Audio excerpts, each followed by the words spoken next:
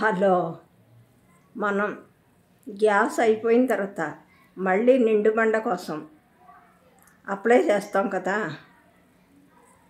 కొంతమంది ఏం చేస్తున్నారంటే గ్యాస్ ఇంటికి తీసుకొచ్చిన వాళ్ళు ఆటో వాళ్ళు కలిపి గ్యాస్ వేరే వాళ్ళకి అమ్మేసుకుని వాళ్ళు ఎక్కువ లాభాలకి మనకి గ్యాస్ ఇచ్చేసినట్టుగా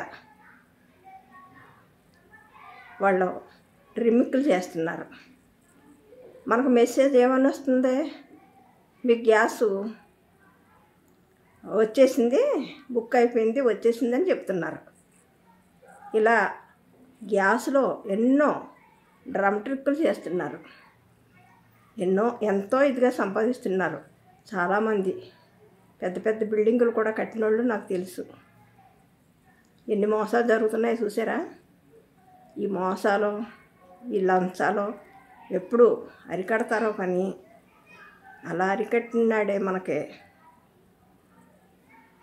సంపాదన కూడా ప్రతి ఒక్క పేదవాడికి కూడా పెరుగుతుందని భావించుకోవచ్చు. ఈ వీడియో నచ్చితే లైక్ చేయండి, షేర్ చేయండి, సబ్స్క్రైబ్ చేయండి.